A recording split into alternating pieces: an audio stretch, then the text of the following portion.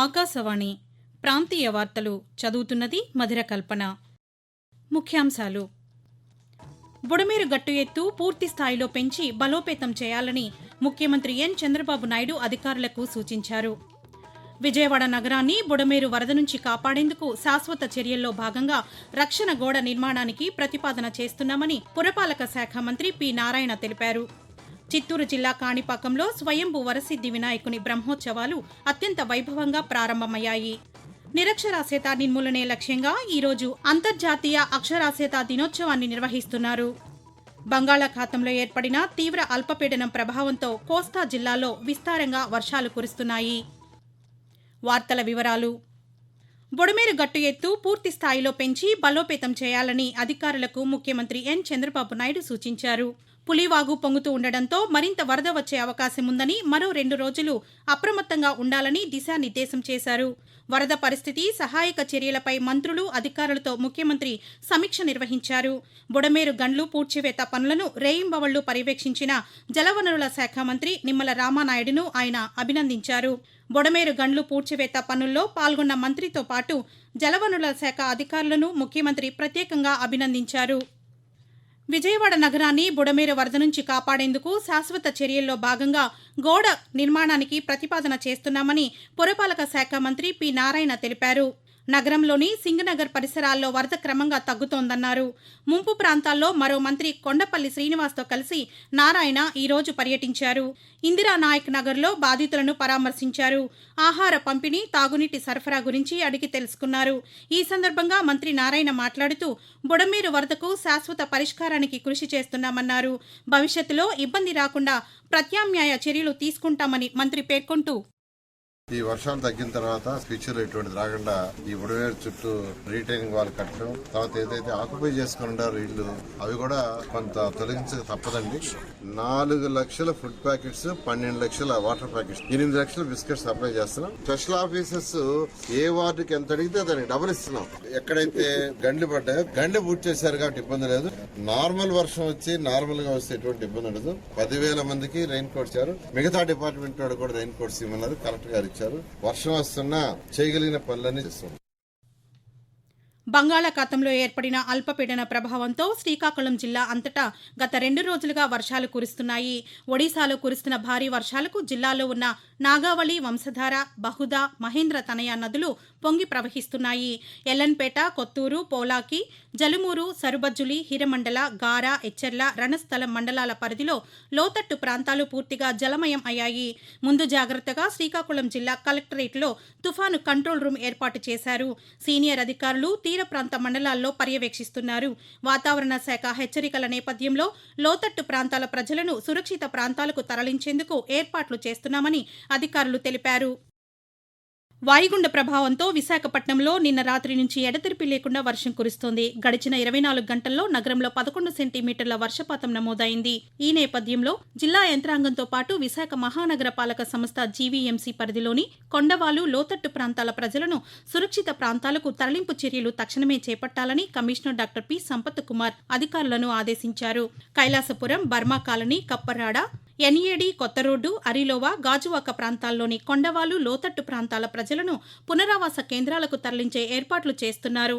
తీర ప్రాంత మత్స్యకార గ్రామాలు పెద్ద జాలారిపేట, జాలారి ఎండాడ, భీమిలి నియోజకవర్గ పరిధిలోని మంగమరియపేట గ్రామాలు ముంపునకు గురయ్యే అవకాశం ఉండడంతో రెవెన్యూ యంత్రాంగం అప్రమత్తమైంది. ప్రతికూల వాతావరణ పరిస్థితుల నేపథ్యంలో విశాఖ నుంచి విమానాల రాకపోకలకు అంతరాయం ఏర్పడింది. షెడ్యూల్ సమయం కంటే ఆలస్యంగా విమానాలు నడుస్తున్నట్టు విమానాశ్రయ అధికారులు తెలిపారు.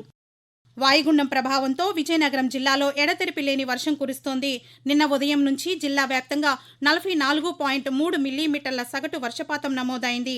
అత్యధికంగా గుర్ల మండలంలో 102.6 మిల్లీమీటర్లు, నెల్లిమర్లలో 90, విజయనగరంలో 88.8, పూసపాటి, రేగా, డెంకాడ మండలాల్లో 74.8 మిల్లీమీటర్ల చొప్పున వర్షపాతం నమోదైంది.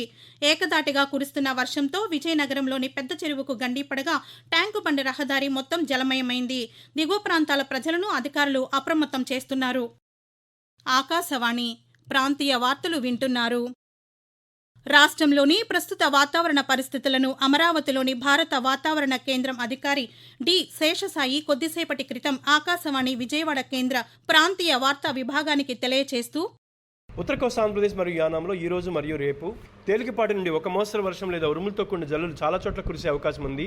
భారీ నుండి అతి భారీ వర్షాలు కొన్ని చోట్లతో పాటు అత్యంత భారీ వర్షాలు 1 లేదా 2 చోట్ల కురిసే అవకాశం ఉంది. ఉరుములతో కూడిన మెరుపులు మరియు బలమైన ఉపరితల గాలులు గంటకు 30 నుంచి 40 కిలోమీటర్ల వేగంతో వీచే అవకాశం ఉంది. దక్షిణ కోస్తా ఆంధ్రప్రదేశ్లో ఈ రోజు తేలికపాటి నుండి ఒక మోస్తరు వర్షం లేదా ఉరుములతో కూడిన జల్లులు అనేక చోట్ల కురిసే అవకాశం ఉంది. భారీ వర్షాలు 1 లేదా 2 చోట్ల కురిసే అవకాశం ఉంది. ఉరుములతో కూడిన మెరుపులు మరియు బలమైన ఉపరితల గాలులు గంటకు 30 నుంచి 40 కిలోమీటర్ల వేగంతో వీచే అవకాశం ఉంది. రేపు తేలికపాటి నుండి ఒక మోస్తరు వర్షం లేదా ఉరుములతో కూడిన జల్లులు కొన్ని చోట్ల కురిసే అవకాశం ఉంది. ఉరుములతో కూడిన మెరుపులు మరియు బలమైన ఉపరితల గాలులు గంటకు 30 నుంచి 40 కిలోమీటర్ల వేగంతో వీచే అవకాశం ఉంది. చిత్తూరు జిల్లాలో స్వయంభు కాణిపాక వరసిద్ధి వినాయకుని బ్రహ్మోత్సవాలు అత్యంత వైభవంగా ప్రారంభమయ్యాయి. ధ్వజారోహణంతో బ్రహ్మోత్సవాలను ఈ రోజు ప్రారంభించారు.